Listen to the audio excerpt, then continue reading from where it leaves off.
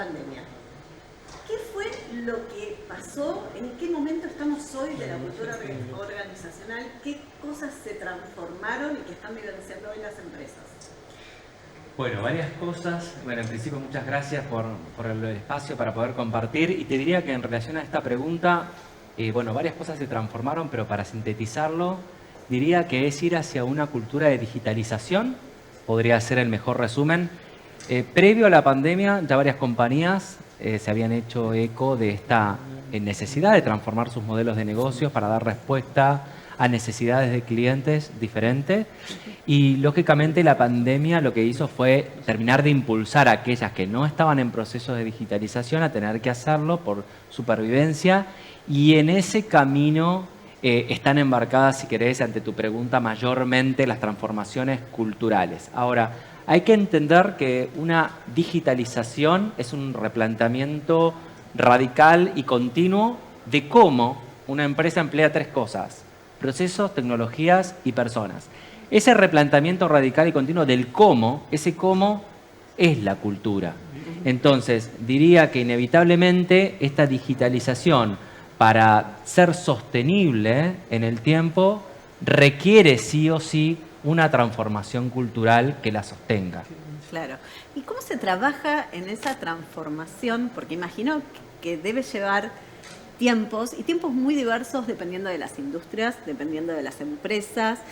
¿Desde qué áreas se trabaja para que eso se pueda implementar de la manera más ágil y más rápida posible y que dé resultados en el negocio? Bueno, de hecho, desde las áreas de People and Culture o de las áreas de recursos humanos, se ha trabajado mucho y se trabaja en transformación cultural. Es una de las habilidades o conocimientos que hoy se hacen muy necesarios en el área. Y ante tu pregunta, ¿cómo se trabaja? Bueno, creo que hay tres aspectos, tres factores que no es que ninguno sea más importante que el otro, sino que se tienen que trabajar de manera coordinada y de forma simultánea. Uno es, primero, entender cuáles son los nuevos estándares, cuáles son los nuevos comportamientos que necesita una estrategia de negocios digital. Primero definirlo y tener muy en claro el propósito de por qué esas características son las necesarias culturalmente para acompañar una transformación digital. Pero con eso no alcanza con trabajar en fomentar esas características que fueran necesarias, como puede ser la colaboración, la innovación, la agilidad, que es justamente la capacidad de evolución continua que tiene una organización. Se necesita además trabajar en forma simultánea en otros dos factores. Uno es el eje de liderazgo, generando un liderazgo facilitador de la transformación. Ahí sí necesitamos de los líderes de la compañía tenerlos trabajando en la transformación hacia la digitalización, porque además cultura y liderazgo son dos caras de la misma moneda. Totalmente. El tipo de cultura genera cierto tipo de liderazgo y necesitamos líderes que entiendan el propósito de la transformación digital, que entiendan cuáles son las características que se necesitan en esa cultura para que en primer lugar sean quienes ejemplifiquen, para que después puedan demandar en el resto. Es una clave, porque si no después la transformación no se sostiene en el tiempo, y esto comenzando con el número uno de la compañía. Y el tercer eje, el primero es estándares culturales, el segundo liderazgo, el tercer eje es la estructura. Es muy importante, a veces es el factor que se descuida. Es decir, necesito repensar cuál va a ser el diseño organizacional que va a ser sostenible esos estándares, esas características culturales. Por ejemplo, si estamos hablando que la cultura de la transformación digital va a necesitar innovación, colaboración, para que esa innovación sea colaborativa, para poder resolver los temas complejos que hoy tienen los mercados y que requieren la suma de diferentes perspectivas para poder resolver de manera innovadora la complejidad. Eso necesita también de un soporte organizacional que respalde. Es decir, si yo tengo una estructura tradicional en silos, estanco, por más que yo quiera introducir la característica de innovación colaborativa, hay una estructura, un diseño que está encorsetando esa capacidad.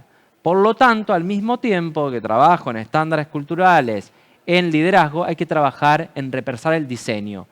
No es fácil, bueno, por eso ir a una transformación digital necesita mucho coraje, mucho sponsoreo y un primer convencimiento del número uno de la organización, porque bueno, cambiar un diseño organizacional también puede tener resistencias, pero hay que estar dispuesto a trabajar con esas resistencias. A raíz de tu conocimiento profesional, ¿vos crees que los líderes argentinos están pudiendo afrontar este desafío? ¿Están a la altura? Digo, porque fue todo muy disruptivo, muy de repente. ¿Qué estás viendo que está pasando en las empresas con respecto a esto? Bueno, hay distintas experiencias. Te diría que en general no me animaría a decir que hay algún distintivo particular en nuestros líderes y están pudiéndolo hacer mejor o peor que en otros países de la región. Seguramente en otras latitudes quizás estén en una evolución mayor a la que tenemos en nuestra región Latinoamérica, eso sí, pero hay experiencias en Argentina de compañías que han podido sostener una transformación digital y verlo sostenido en el tiempo es lo que te da el indicador de que se ha trabajado de manera simultánea en estos tres aspectos y que ha sido exitosa la transformación, como también hay experiencias, transformaciones que no han llegado a buen puerto porque no ha habido líderes con el coraje y también con el convencimiento, ¿no? Por eso me parece tan importante al principio, cuando uno define cuáles son las características, lograr tener bien en claro, sobre todo en los líderes de la organización y el número uno, cuál es el propósito, cuál es el sentido de tener que incorporar en el ADN de la cultura de la organización estos componentes hoy. ¿Cómo esto va a ayudar al modelo de negocio? ¿Por qué si nos quedamos con la cultura anterior podemos atentar contra el nuevo modelo que se quiere alcanzar? Bueno, esa primera parte de entendimiento me parece que es crucial para que después se puedan trabajar en los distintos factores. Y bueno, y hay experiencias que, por suerte, han sido satisfactorias. Vos me hablaste también que una de las patas para que estas transformaciones ocurran son los colaboradores. Entonces, quizás hoy más que nunca los departamentos de recursos humanos tienen que estar sentados a la mesa directiva, ¿no? Y compartir con el líder estas decisiones que luego se van a bajar a las empresas. ¿Cómo se hace eso en el día a día cuando, como hablabas antes, estamos hablando de organizaciones que tenían puestos estancos o muy verticalistas, ¿no? ¿Cómo se traduce eso, esa sinergia entre recursos humanos y los líderes? Para que el colaborador también sea permeable a toda esa transformación. Bien, bueno, lo primero, de cara a lo que mencionaba de sentarse en una mesa de decisión, creo que ahí hay una revisión del mismo rol de director, de recursos humanos, de CHRO, y cómo yo también desde ese lugar me paro y lo comunico también a todo un área. Ahí yo creo que hay una cuestión de revisión personal de cómo cada uno ocupa el rol que tiene. Yo creo que hoy, para poder hacer esto, es inevitable, primero, tener un tipo de pensamiento estratégico y de negocio. Creo que el área de recursos humanos, más que socio del negocio, tiene que ser cada vez más un líder de negocio. Poder estar a la misma altura conversando de finanzas, de aspectos comerciales, de aspectos tecnológicos. Por supuesto que hay expertise de profundidad en estos temas, como también hay expertise de profundidad en temas de recursos humanos, pero hay que tener esa capacidad de pensar el negocio, ¿no? Eso me parece que es vital en la primera parte de la pregunta, de lograr dialogar, conversar, persuadir y generar una conversación con iniciativas que le hagan también sentido a los otros líderes pares de una mesa directiva, ¿no? Y con respecto a los colaboradores, creo que ahí la perspectiva es de escucha. O sea, cuando uno abre la puerta a la escucha, pero sincera, activa, y tiene en cuenta la opinión del otro, también hay más chances de lograr compromiso y adhesión en ese otro. Entonces ahí la cultura de HR parece que tiene que ser más de puertas abiertas, de empezar a sumar en las soluciones a nuestro cliente interno, ya no como en el modelo tradicional, oficinas puertas adentro, diseño una solución para dar una respuesta a recursos humanos y se la presento a mi cliente interno, sino sumarlo a mi cliente interno desde el inicio de la conversación, empatizar fuertemente, y cuando uno involucra, nos involucramos, ¿no? Nos comprometemos más. Sí. Por lo que estamos hablando de departamentos de capital humano que necesitan profesionalizarse aún más, por ahí en áreas que no lo estaban haciendo hasta ahora. Sí. ¿Esto vos ves que es algo que se está produciendo y que va a tomar mayor escala de acá al futuro? Sí, yo creo que sí. Se está haciendo, a ver, hay una cuestión de empleabilidad también. El mercado laboral va marcando también el ritmo, ¿no? Sí. Y la necesidad. Por supuesto que aquellos profesionales, y más allá del área de recursos humanos en general, que adviertan más rápido las necesidades del mercado laboral, de las organizaciones hacia dónde van y cuáles son las necesidades que tienen esas organizaciones en los roles, en este caso en recursos humanos, por supuesto van a ser personas que van a poder adaptarse más fácilmente, ¿no? Y entonces hoy vemos, sí, áreas de recursos humanos que se han convertido mucho más estratégicas, ¿no? Que han sabido colocarse a la altura del negocio, ¿no? Pero por otro lado también uno sigue viendo en algunas compañías áreas de recursos humanos más transaccionales, ¿no? Más operativas.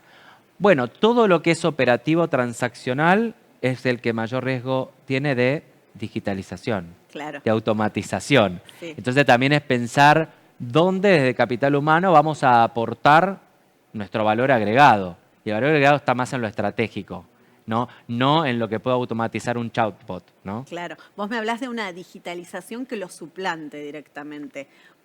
En el peor escenario, En ¿no? el peor escenario, ¿no? ¿Cómo se hace para esta digitalización que está entre nosotros, que avanza y avanza raudamente cada vez con más herramientas, para incorporarla y que de alguna manera no desplace a las personas?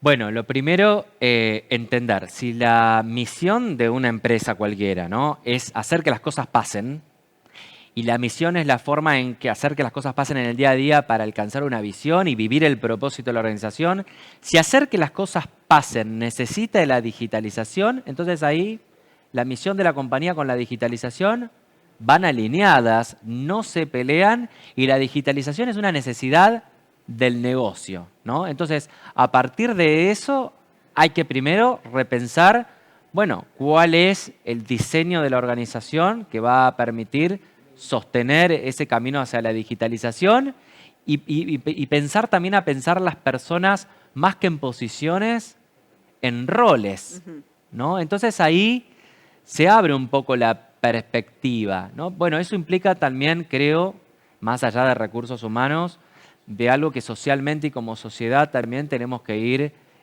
aprendiendo, ¿no? Cómo ir transformando nuestra propia empleabilidad para un mundo del trabajo que es y seguramente será mucho más distinto al que conocemos hoy. De hecho, hoy se hablaba en algunos paneles de ecosistemas laborales, donde ya a algunos le hacía un poco ruido hablar solamente de trabajo en relación de dependencia, y que esa dependencia va acompañada con roles por proyecto, roles part-time, personas en lo que se llama hoy la gig economy, ¿no?, trabajando de manera independiente, pero para diferentes organizaciones brindándole una capacidad.